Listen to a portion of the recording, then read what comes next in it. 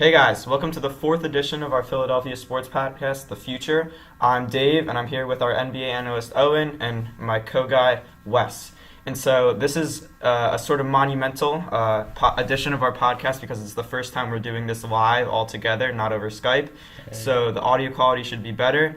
But unfortunately, we're not going to be talking about the best sort of things, despite Embiid being named the first All-Star starter for the Sixers in about, 8 years. He was Eastern Conference Player of the Week. We have a lot of great stuff going on. The Sixers were on a great win streak. We are in the playoffs now. That did not bode well for us yesterday. It was a really rough game, and obviously we're going to talk about the Eagles a lot in later podcasts. Their huge win over the Vikings really warrants discussion. But right now we're just going to do a quick one on the Sixers and the horrific game of basketball that they played last night. So how are you guys doing today? I'm doing all right. I'm glad to be on the pod. Disappointing game. Third quarter struggles were in the fourth quarter this time. Embiid didn't have his best game. We didn't have Redick, so we don't have that scoring. But in general, it's just I don't know what our guys are doing. They looked a little like they didn't want to be out there. I didn't like the energy at all. I didn't feel like there was any fire out there. It wasn't a home game, so I guess that makes sense. But still, I was a little disappointed. Yeah, and later on, Dave's gonna pin this on Brett Brown, which I'm just gonna disagree with. But he said the third quarter struggle was just he said the third quarter struggles were moved to the fourth quarter, which is probably a good thing since Brett Brown is improving his coaching and everything. Yeah, something that before we move on, something that I want to touch on that Owen said about the energy. One thing that I really saw, I definitely agree with him that the energy was sort of down. Something that I want to touch on that I saw during the game was that it sort of seems that now that we have a lot of wins under our belt and we're playing well, I mean, it's pretty obvious that we have at least the talent to be a playoff team, and we're playing like a playoff team recently, besides this game, obviously. That we're playing a road game against a Western Conference team that's pretty bad, not a lot of fans in the stadiums, Embiid doesn't have beef with anybody, and it seemed like they didn't really... Seemed like they didn't really want to, not necessarily win the game, but they weren't fired up like they necessarily were in the home games or when we play a good team. So I do definitely think that that's something that we have to get over, because I think that all good teams face that. But Brett Brown, you got to fix that, man. Well, it's really mid-season doldrums, because for an NBA team, there's 82 games, okay, and this is the mid-season. It's the middle of the grind, we said last week, Embiid now knows this is a job. It's not really as much fun anymore, and it's a young team, so they're not used to playing as much time. Simmons has played. He's going to end up with at least double the minutes that he had at LSU in 2015, 2016, and they're just tired. Once we get to the All-Star break, you'll probably see them become a lot more lively, but now it's just. It's a problem that all NBA teams face. Yeah, I mean, it's something you gotta get over if you want to be a good team, is taking every team seriously. And that doesn't mean giving them your best game, but the Grizz are not a good team. They've switched coaches. They really have no weapons except for Gasol, who had a good game, and he hasn't had a good season at all. But you can't let old ass Mario Chalmers have 17 points. Tyreek Evans balled out too. I know. I mean, Tyreek Evans is at least a quality he starter, 19. But Mario Chalmers, horrible ass Mario Chalmers, you're gonna let him score 19, and I think that's the thing we need to work on. Is I don't think we took this game seriously. I think we're really riding high off Embiid's All-Star promotion and just the general feeling of we've had a pretty good January. So we're gonna have these games, but I think we really want to be a top tier team. We gotta limit these games. We can't drop losses like this when we have an easy stretch. And we want to maximize as many wins as we can. That's what they say is the difference between a good team and a great team. The great team, they'll take care of the Kings, they'll take care of the Lakers, but they'll also go 500 or better than that against the Rockets and the Warriors and the Cavs. But good teams, they don't finish out the games like this, and that's what we are now. Okay, they'll go maybe they'll eke out a win like we did against the Rockets earlier in the season, but now. they're just trying to find their way. I think we play up, and I've heard this a lot for teams like the Blazers or Wizards, that they play up to the competition and down. I think we do that a lot too. Is that we get into a game like Golden State or the Rockets, we're ready to game, we're ready to play. But then we play a team like the Grizz, and we really kind of take it off. And it's a mentality thing. It's learning how to win. So I'm not worried, but I think it's fine. Embiid did not have his best game at all, and that could be he's playing a lot of minutes recently. He really hasn't taken games off. The All-Star starter thing, I'm sure, has kind of gotten into his head, not in a bad way, but just he's expecting to perform a certain way. And let's be honest, Gasol is a quality guy to go up against. He's a veteran who's been an All-Star and a quality player for a long time. And people like to go after Embiid, because he's got a mouth, he's a troll, which is what makes him awesome. But it also means a lot of people give him their best game, that they want to show that you're not the only center in this league. Yeah, something that you brought up that I really think is a good point about how we play up to our competition sometimes, and then we play down to the lesser teams. We are in the 8 games this year. We've played against the mid-tier Eastern Conference teams, the teams that we're going to be fighting for the playoff spot for, is Miami, Washington, Indiana, Milwaukee, Detroit, and the Knicks. We're 7-1 in those 8 games against those teams. So we've definitely proven that we can stay in this playoff race and that we're at least good enough to be towards the top of that tier. And I think that, like you mentioned, when we have an easy gauntlet, we definitely play down to them. And if we hadn't done that, we'd be the 4 or 5 seed right now, because you saw earlier in the year, in the month of December, when we were atrocious, the December 2nd game we beat the Pistons and we were 13-9, right? 13-9, 4 games over 500, and we looked great. And then we had easy games. We had the Lakers, Bulls, Kings, and Suns all within like a week or two of each other. And then I think we went 0-4 in those games, and that was everyone was looking, okay, that's 4 easy wins, and now we can really move up in the playoff race, not just stay in it towards the bottom of the conference. And I really hope that does not happen here, because we had the Memphis game. Next game's against Chicago. We played a couple other crappy teams along the schedule, and I'm honestly hoping that, I don't know if it's Brett Brown, I don't know if it's Embiid, I hope that we finally realize that in order for us to get to our potential this year, which is probably a 4 or 5 seed in the East, we need to win these games, because we've proven that we can beat those mid-tier teams. So it's not like, we can't match up against them. It's just that we're young and we need to learn how to win these close games. Yeah, and you got to remember that this team's really young. Like, the 2 veterans that we have on the floor now, because Redick and Bayless are hurt, are Booker and Amir Johnson. Yeah. Trash Amir. No, trash. Amir's played solid, okay? He's played like Amir, okay? Yeah, Don't come at my man. It's you just can a only nickname. expect so much from him. Like, he's gonna. Exactly. I love Trevor Booker, actually. I think he's a great acquisition. Hustle player. But just like talking TJ. about where we are, I still think we're in a great spot, especially with this Milwaukee news. So just looking at the season, I think we're really in a good place to maybe take a 6th seed. I mean, I have to look at Indiana, especially Indiana's strength of schedule, because I think they're pretty comparable to us in the playoff race. But, I'm looking at this. Milwaukee just lost its coach. Giannis is unhappy and hurt at this point.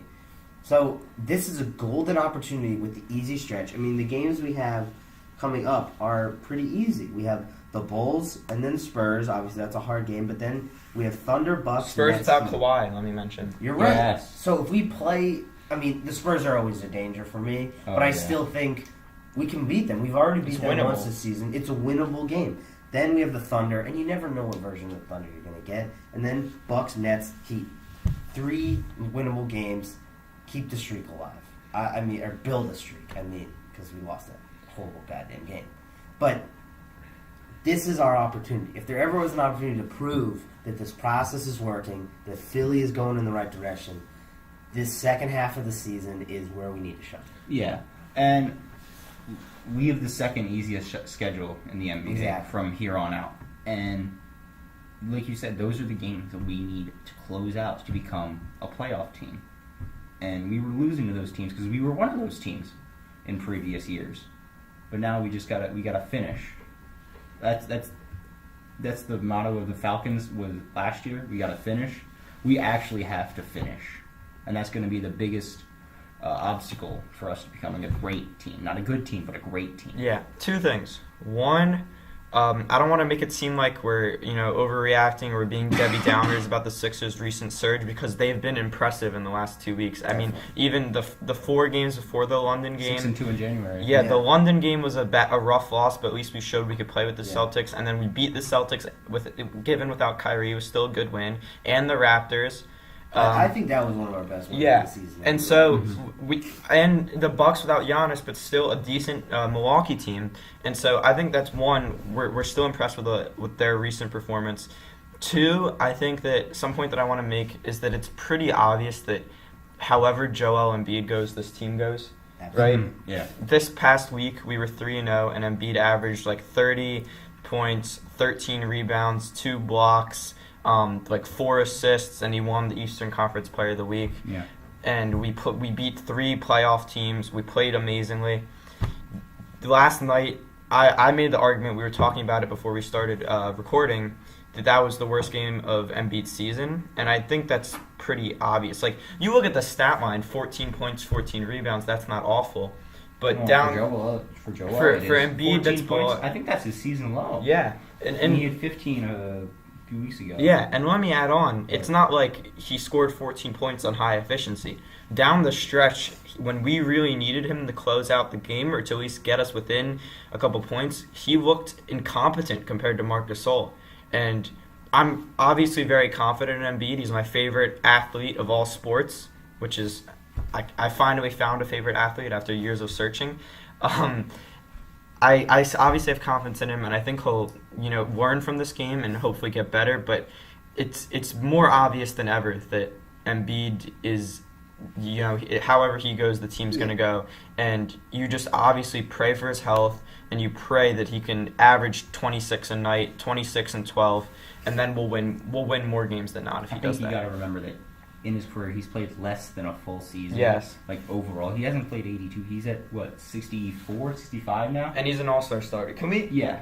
find out the last all-star starter that hasn't played 82 career games yet? I know Blake Griffin made anyone it. who's a rookie. Yeah, but Griffin didn't start. He didn't start. I don't know.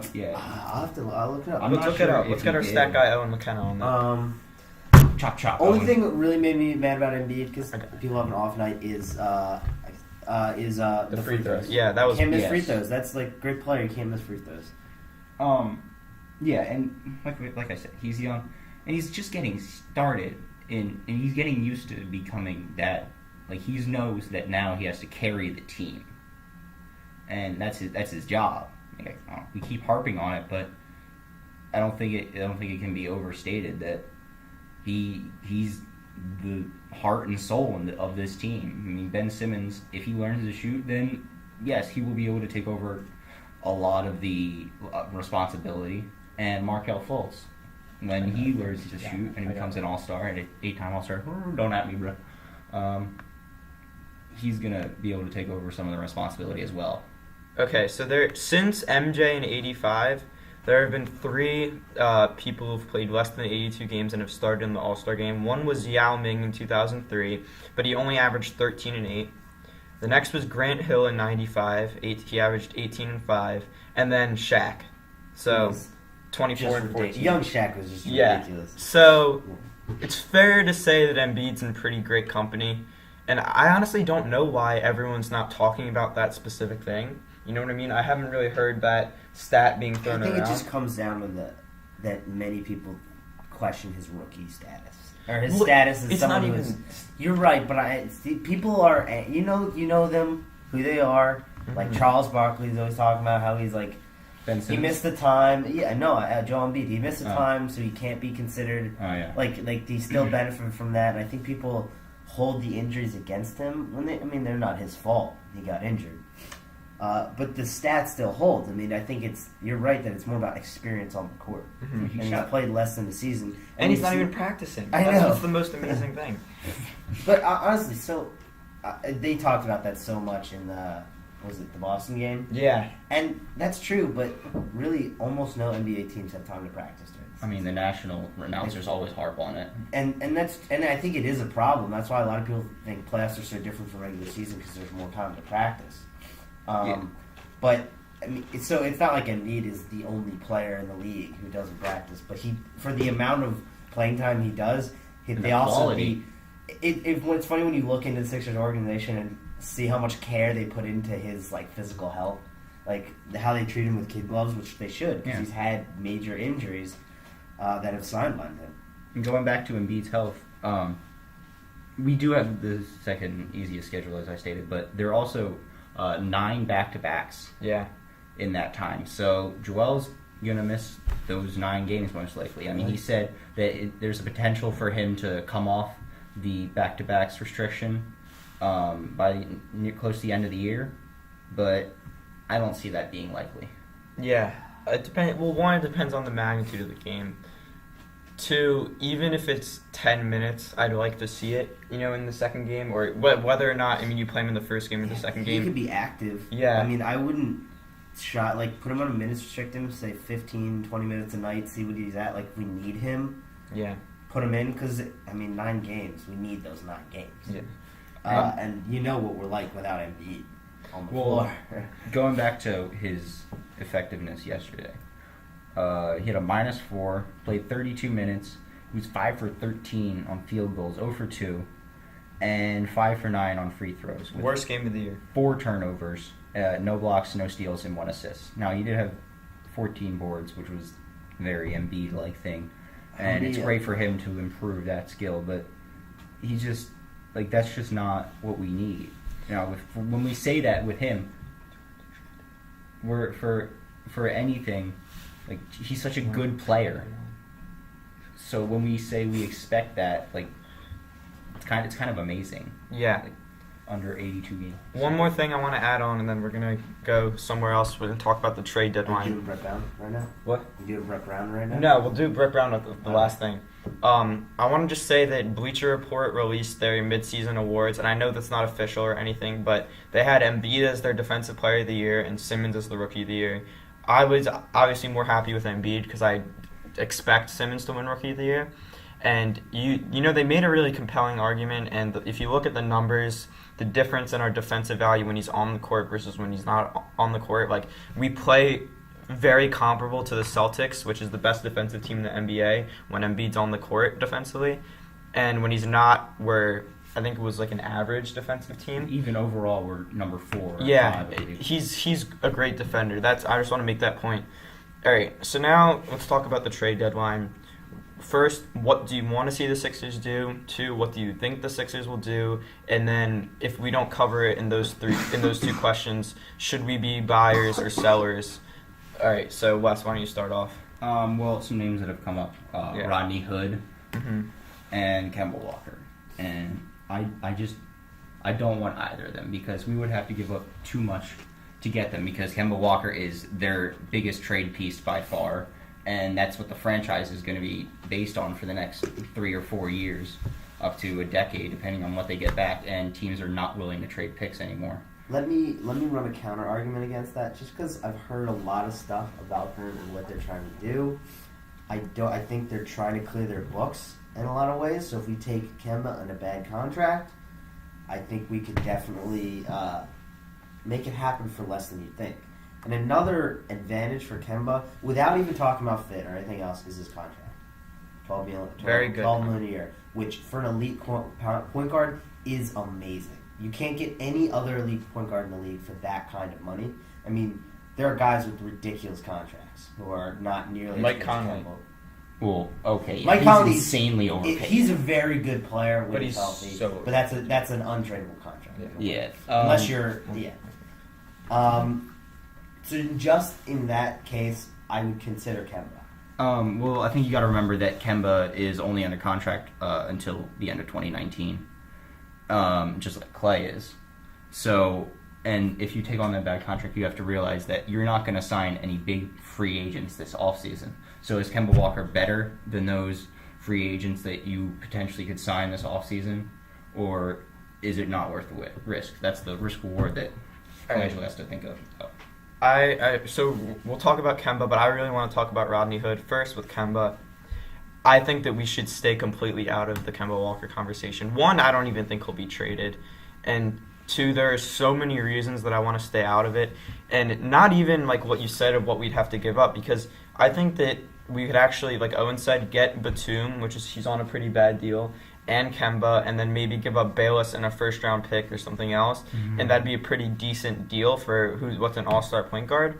But I've been hearing the argument that I find compelling, and I agree with it, that Kemba Walker is on the team where he's clearly the number one option, and he's clearly the best player on the team, correct? Mm-hmm. And you might get a little bit of that Tony Roten, Michael Carter-Williams, like inflated stats when you're the number one player. Yes. He's not incredibly efficient. He's not a great shooter, so how would he fit along Simmons?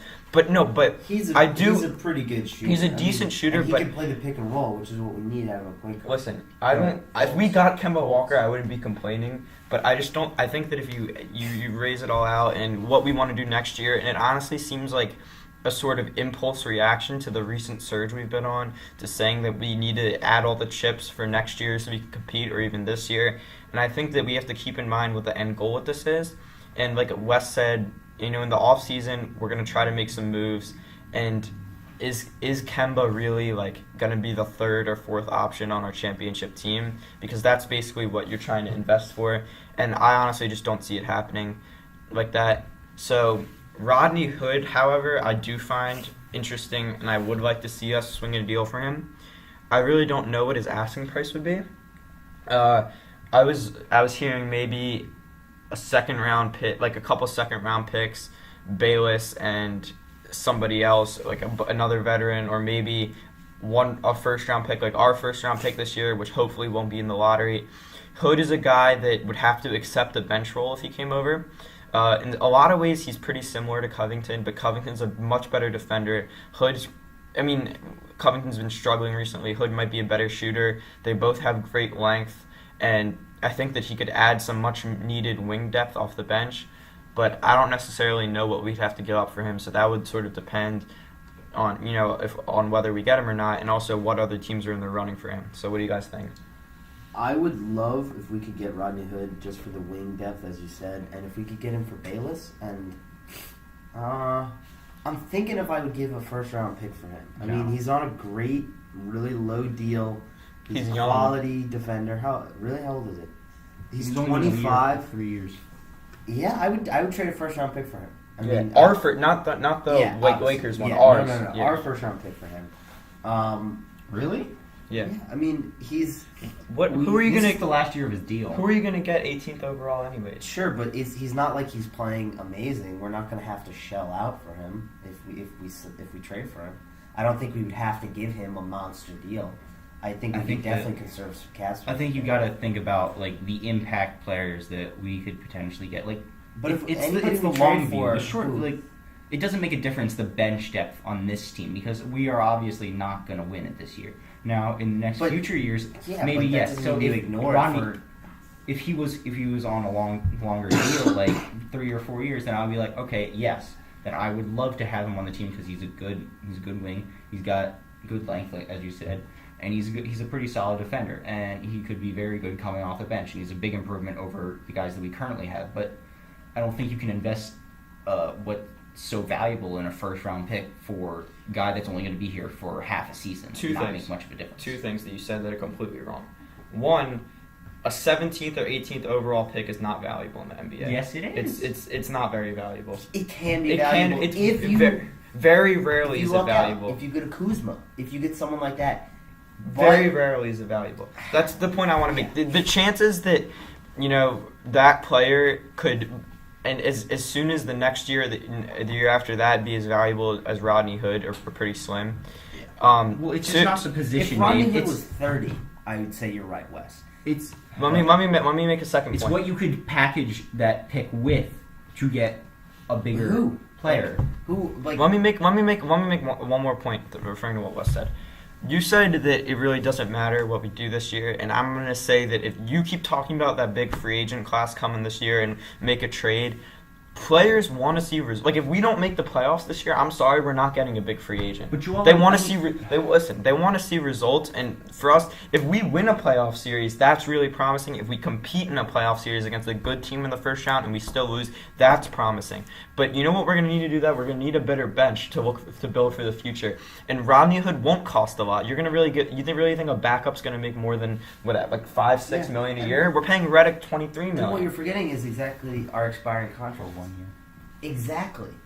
Redick, we don't have to give Redick the same kind of money next year. He's not worth that money, and he knows he's not worth that money.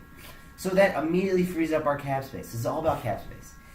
I think we could get Rodney Hood on a fine deal. I'll have to look into it more to see what people are suggesting for his salary next year. But he's not a star. He hasn't excelled on the Jazz. He's had good flashes, which is why we want him, because he's a good bench player. I mean, let me throw another name out there for you guys, is Jordan Clarkson. Yeah. He's also on a pretty good deal. I like $12.5 million. I have to check through. For 36 numbers, when I know in games that he's played over 30 minutes, he's averaged 22.5 points a game. Yeah. And that would be huge because our depth overall is just god awful. Yeah. That'd be great as a bench scorer. And I don't see they don't use him at all in Los Angeles, so I don't think he'll cost that much. So, he's young. I don't know about the controllability of his contract. He's signed for the next 3 years. Oh my God, yes, please. Bumps up to $13 million 2019-2020 season. Okay, that's a little but rough. but it's not horrible. I don't know. I think that's manageable. I think that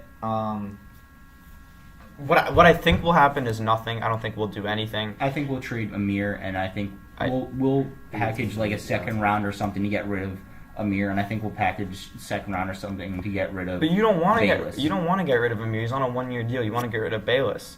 But anyways, because Colangelo is basically in this mode where he's like, I just don't want to fuck up. Like if I do nothing, that's better than like taking risks and then everyone wanting him fired. All right, so we have about five minutes left, right? You want to talk some Brett Brown? Let's talk some Brett Brown. All right, Wes doesn't want to talk Brett Brown because. Okay. I'll react to what you say, Dave. Yeah, Wes, Dave, you're the one with the rant. Okay. Yeah. I might not rant, but this is the thing. In December, when we lost 10 of 11 against overall some pretty crappy teams. Everyone was saying fire Brett Brown, and what I say to that is you're being irrational and you're making an impulse reaction. And I think that even now, even after that atrocious game, firing Brett Brown is not the answer, and most likely, until at least the end of this season, it will never be the answer unless something insane happens. All right, that's one. I want to make that disclaimer. However, if you are not blaming Brett Brown, I know he's not all of the blame on him, but as the main culprit for these third and fourth quarter collapses and these high turnover rates, then you're either one of two things. One, you just don't understand what's going on, and you're just being ignorant to the fact that it's him who's coaching the players and everything. Or two, you're sort of just in denial where you don't want to blame Brett Brown and you want to blaming the refs is atrocious or blaming the players. Let me say why it's Brett Brown's fault. The turnovers in the game towards the end of the game yesterday are pretty obviously why we lost the game. And the turnovers were Simmons would push the ball up the court and we were up 8. And Simmons would push the ball up the court and throw a cross-court pass and it'd be stolen or throw it out of bounds. There were 4 cross-court passes that led to turnovers within 2 minutes at the end of the game in crunch time. Just tell them to slow it down, Brett. They will listen to you. The guys love you. That's part of the reason that I think that you should not be fired, because the guys like you, Brett. And so they'll listen to you. And obviously you're not telling them to slow the fucking ball down and take it slow and just get a good shot and not turn the ball over on a live ball turnover within 8 seconds of the shot clock when you're up 8 with 5 minutes left to go against one of the worst teams in the NBA. You have to tell them to stop. Our turnover rates skyrocket in the fourth quarter, especially in the third quarter too, the whole second half. And it's obviously a coaching thing. And I think that you're a decent coach, Brett, but you can't tell me that these players are just disregarding what you're saying, because you should be telling them to take better care of the ball, and it's fundamentals. It's not even like, they're just passing the ball right to people. They're fundamentally playing bad basketball down the stretch, and that's obviously a coaching thing. I think you're actually the one who's being ignorant, Dave, because historically in the past, teams that have had point guards that are rookies and such a young team have very, very high turnover rates. And they average 18 plus turnovers a game every single time that there's a rookie point guard running the show. So I don't think that you can, you can put some of it on Brett Brown, but the fact that this team does not have a born scorer other than Joel Embiid, and you know how hard it is to get him in, to get the ball in the post during the fourth quarter when they're trying to lock him down. Okay, that to push, you got to push to get the possessions to get the points. Okay, you got to extend that lead. So I don't think that you can put that solely on Brett Brown's shoulders. Okay, I said majority of the blame is on him, not solely. I do blame the players, and you blame the youth of the team, but it's the way that they're turning the ball over. It's not the turnovers. It's clearly a coaching thing where you just tell them to slow it down, because it's every single time. I agree that we need better half-court sets at the end of games. Yes. I don't think we set up well. I don't think we really have a plan a lot of times at the end of the games. Brett Brown, it's one of those things, this will be a problem if we're at this point next season and we're still going on stretches where we lose 6 or 7 games in a row and then we win. That kind of inconsistency does not breed success. That breeds meltdowns, that breeds frustration. That will be a problem. Right now, though, I see it as growing pains. Young players, young team, in a lot of ways, young coach. Not Yes. mentally, physically, but as a coach running a team that needs to coalesce. Exactly. So I'm always in the wait and see mode with the Sixers, and that's where I am with Brett Brown. It's show me you have 1 year and a playoff. I'm very excited not just to see the Sixers in the playoffs, but to see Brett Brown in the playoffs. Mm-hmm. What can he do in a hopefully 7-game series at least, against a quality opponent who game plans for specifically our team? And how does he game plan for another team? Okay, so that's a good point. I'm not going to argue with that. So we about done. Thank you guys for listening. Watch out for our Eagles podcast, Go Birds. Trust the process. Thank you for listening. We'll see you next time. See you.